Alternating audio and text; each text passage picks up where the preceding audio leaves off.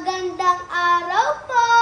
Ako po si Jan Eliseo C. Tejana, 5 taong gulang.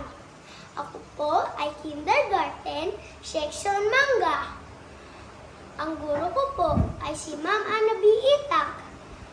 Ang ikukwento ko po sa inyo sa araw na ito ay isinulat ni Ofelia Mercado. Handa na ba kayong makinig? Opo. Ang kukwento ko po sa inyo sa araw na ito ay pinamagatang Huli Lagoon. Wow! Kay ganda ng lungsod na Puerto Princesa.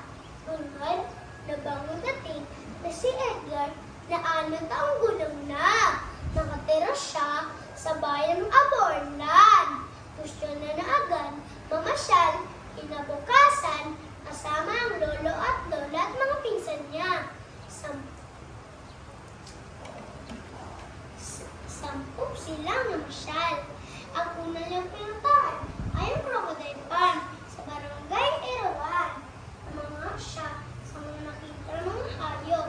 Tinanong niya, si Tia Edna, Tia Edna, bakit po ba maraming lahat dito? Di ba dapat nasa gubat sila? Usisa niya. Dapat sana nasa gubat sila. Kaso, hinuli sila na masasamang mga tao. Narala sila sa kanilang pagtatakas. Sino po pinagano sa kanila? Anong ni Edgar? Ang mga otoridad na nangangataga sa buhay nila. Pagkatapos na mahuli ang masasamang mga tao at nabawi ang mga hayop, tagal nila ito, dinala rito para maalagaan. Marami pang gustong malaman si Edgar at Tia Edna tungkol sa pangangalaga ng mga hayop at tirahan nila. Hindi nga dito ang tirahan nila. Pero, ikaw muna sila samantala. Habang sila ay nangalagaan, hanggang sila ay lumaki.